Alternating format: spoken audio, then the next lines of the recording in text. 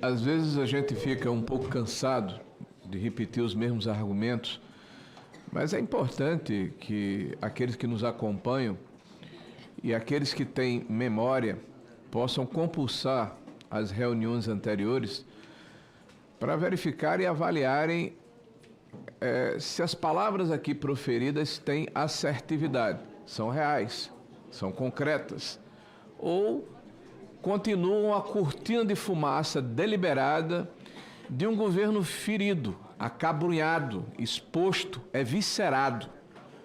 Um governo que literalmente mostrou as suas entranhas. Na verdade, nós já sabíamos que os mesmos métodos, os mesmos protagonistas, a mesma forma de agir dos últimos 14 anos iria se repetir neste final de governo do Partido dos Trabalhadores.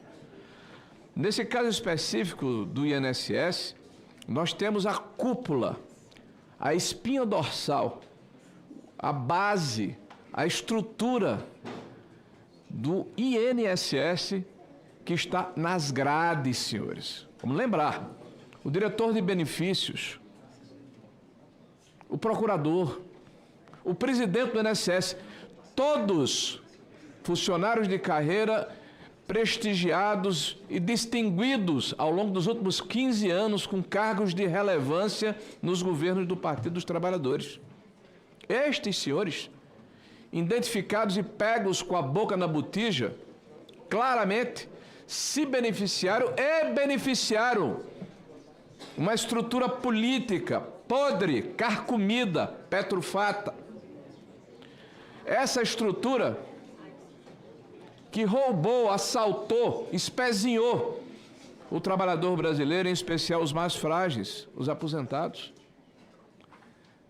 Senhores, ao longo de quase 4 meses, mais de 80 requerimentos foram rejeitados pelo Partido dos Trabalhadores, que não assinou essa CPI,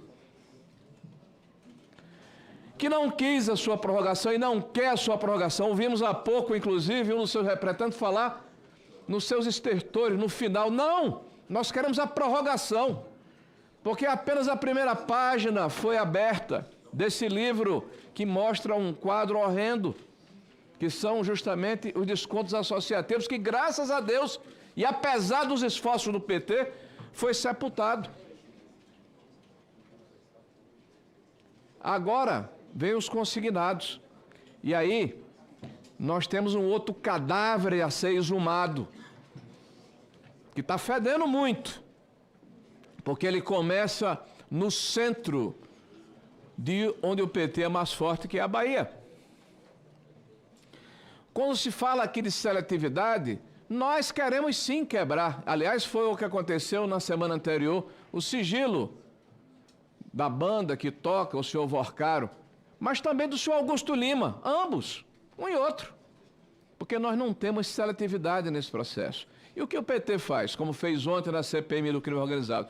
Não, vamos buscar aqui os ex-ministros do presidente Bolsonaro na questão das ações que foram implementadas durante a CPI da Covid. Este governo vive com um retrovisor muito maior do que o para-brisa. Tem uma amnésia e uma memória seletiva. O Brasil tem muita falta de sorte, porque neste século XXI, quase 20 anos de governo de PT, então o atraso, a corrupção, o aparelhamento da máquina pública, todas as mazelas que infelizmente nós carregamos, existem em função de um governo que não consegue virar a página e de um presidente que está, infelizmente, com ódio, com rancor no coração, porque a população o rejeita, o repugna, não o aceita, e os seus índices de popularidade descambam, desabam pela maneira como ele mal administra o nosso país. Esses requerimentos, senhores, são quase 80, nós queremos discuti-los um a um para que a sociedade saiba o que representa cada um desses requerimentos e o seu embasamento, e possa, inclusive, distinguir, separar o joio do trigo, porque quando se pede, por exemplo, aqui a convocação do seu João Roma, por quê?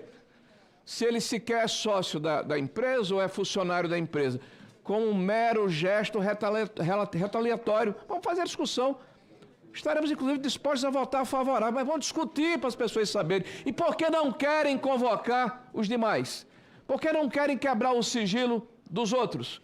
Porque escondem as tenebrosas transações que precisam vir à luz do dia.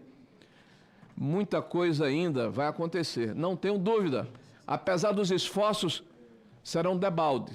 A população terá da nossa comissão, da Justiça e, sobretudo, da Justiça Divina, a oportunidade de ter para todos nós a luz do sol, senhor presidente, que é o maior dos desinfetantes. Então, peço a Vossa Excelência que rejeite o pedido de votação em globo e que nós possamos fazer a votação de 1 a 1.